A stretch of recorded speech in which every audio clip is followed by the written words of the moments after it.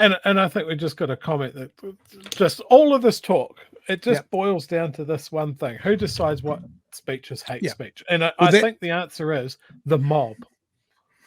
Well, no, I don't. But see, that's not how legislation works. The mob doesn't decide that for legislation. Like 90 politicians decide, and that's probably when it comes to legislation. Like I said in that interview, at the moment we live in a society where there is a small sector of society that says words of violence. Now, I don't believe words of violence. I believe words can lead to violence. I believe violence, as it says in the dictionary, needs an action.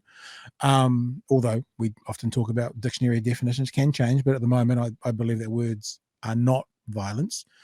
Whereas the legislation is going to talk about explicit or implicit violence. And what if someone interprets that as including words? So, as always, the devil's in the details. And I think that one of the concerning factors is who, as you've just said, who decides that. And it's not even who decides that in this legislation.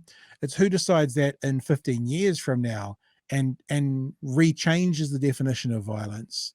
And I'm not saying this because I want to defend being violent or using violent words or whatever, but just for me, legislation needs to be quite concrete and quite clear. And when some words are being changed, and are you laughing at the dog doing forward I'm not rolls? laughing at you. I'm laughing at Nala's. Then that's the thing. Isn't she cute? Isn't that a cute puppy dog? Look at her. Should we do? Look, we can just keep talking, but we can do this. We'll keep talking, and we'll just let that be the focal point.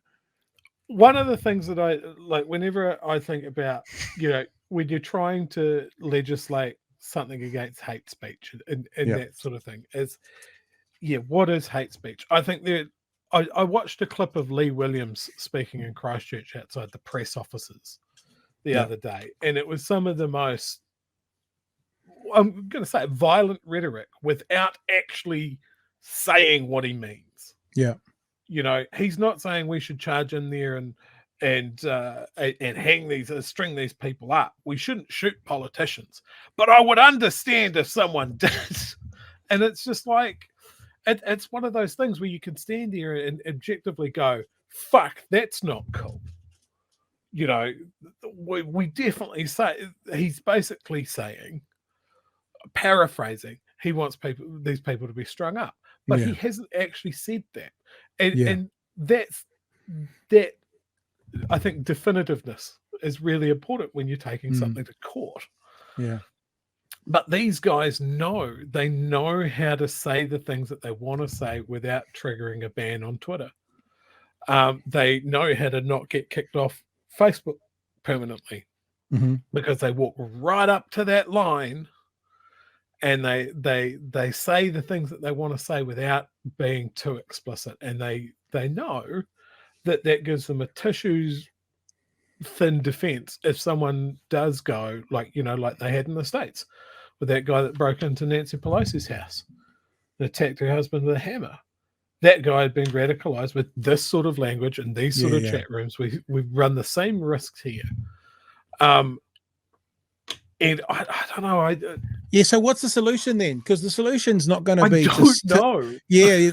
I guess I wonder about that as well, because like if someone was to guarantee to all of us that a legislative change around hate speech laws was going to fix all of that, I think most of us will be on board, but they're never going to do that because they can't do that.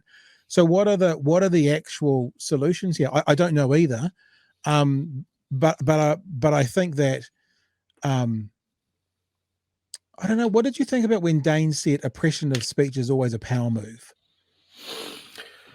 What did you think about that? I can see the point. Like whenever you're looking at these pieces of legislation, and I can understand people's concerns around them, like anti-terrorist things, you're giving up freedom for supposed security, but there's always a risk that something that seems good on the first pass can be weaponized against you later. Yeah.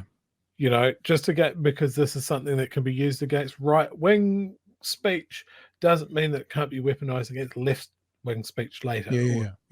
Activism, protest, whatever. That's something we should always be worried about. But I think when a lot of these groups are actively saying that people shouldn't exist, surely we can sort of go, well, yeah, we can pretty clearly see that. But then again, I can see how that can be misconstrued. It's a hard question with no answer. Yeah, and it makes me think as well, again, and everyone will know this, the First They Came poem, First they came for the socialists, I did not speak out because I wasn't a socialist. Then they came for the trade unions, I did not speak out because I was not a trade unionist. Then they came for the Jews, I did not speak out because I was not a Jew. Then they came for me and there was no one left to speak for me. So I remember seeing that poem early in my teens, and it hit me like a fucking dump truck.